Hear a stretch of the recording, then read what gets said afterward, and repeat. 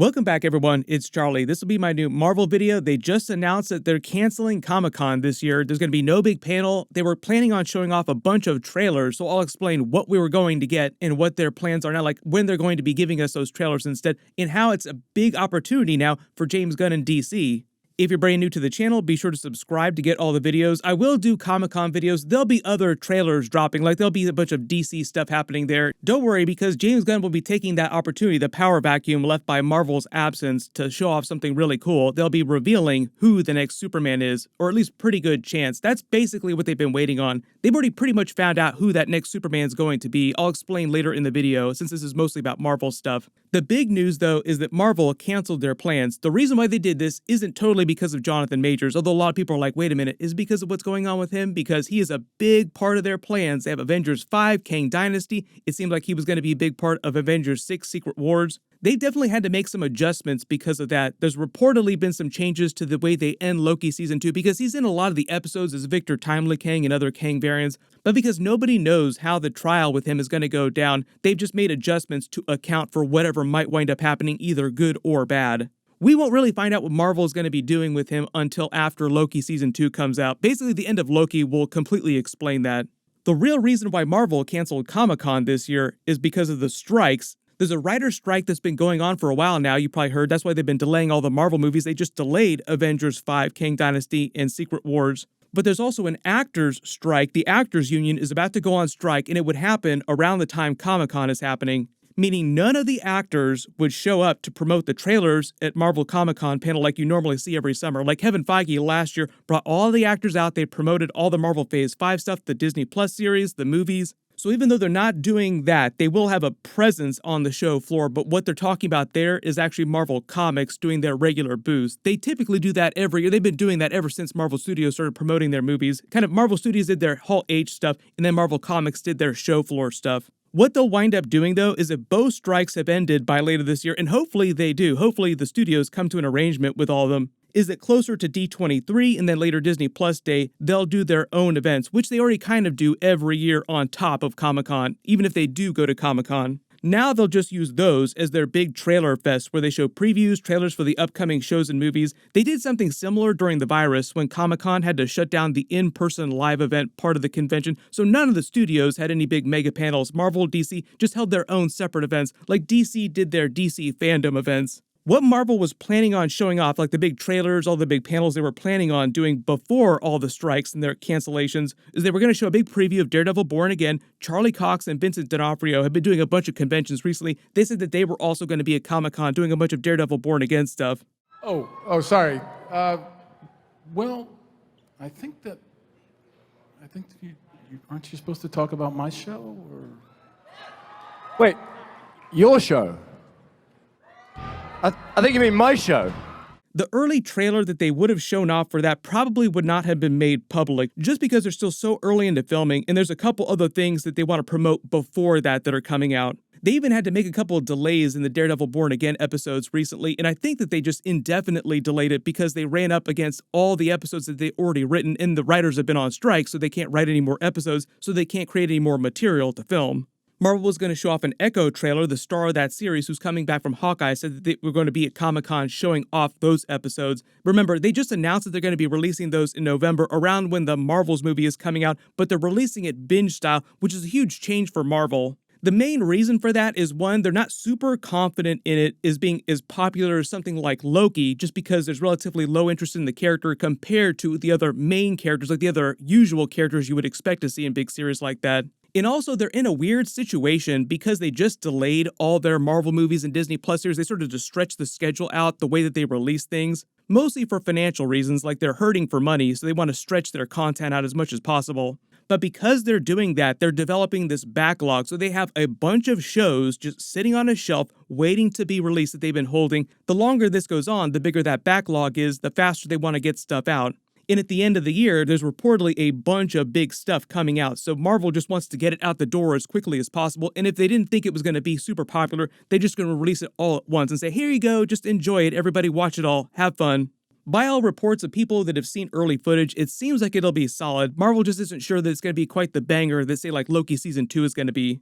They would have also shown off another trailer for the Marvels movie, Captain Marvel 2. That's their next big movie coming in November. Comic-Con is primarily for them to promote their movies, and it's connected to Secret Invasion. What's happening with Nick Fury, the Skrulls will lead into that. I just started doing Secret Invasion episodes, so I'll link my episode 1 video at the end of this. The other really big thing is they would have announced their Fantastic Four movie cast, and arguably, I think this would have been the more talked about thing.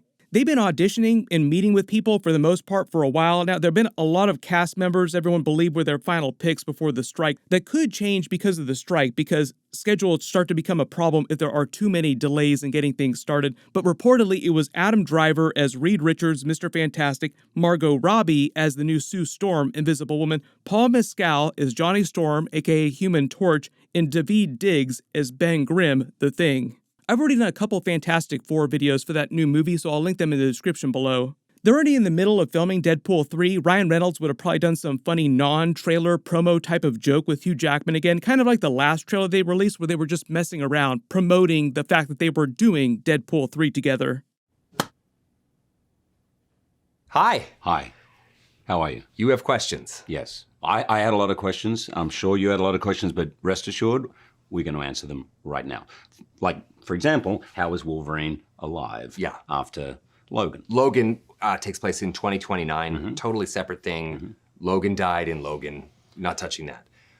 What actually happens... There are going to be so many of the classic X-Men coming back from the X-Men films of that. It's going to be a lot of fun.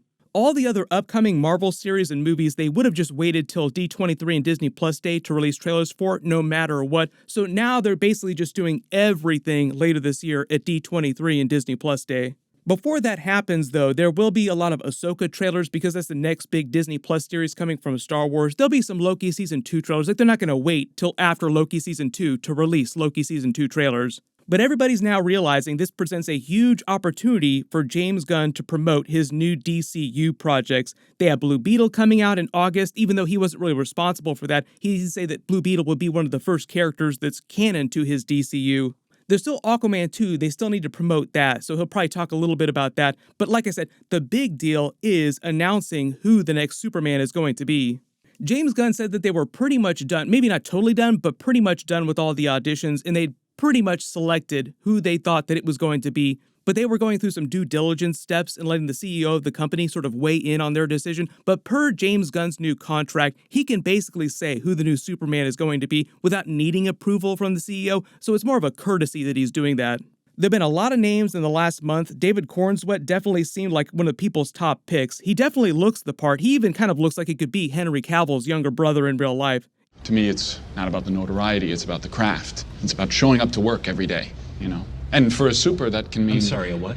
In many ways, we contribute to the reality of the scene, even more so than the principal actors. But hey, I've got a casting tomorrow, and if they pick me, that's $10 in my pocket. Did exactly what we're doing now. They're going through tons and tons of actors to see who captures that spirit. The thing they don't talk about much when they talk about Christopher Reeve, they talk about his pureness, his hope, his goodness. They talk about, you know, the way that he plays Clark as being so different from the way he plays Superman and how he can turn that on in an instant. Bye, Frisky.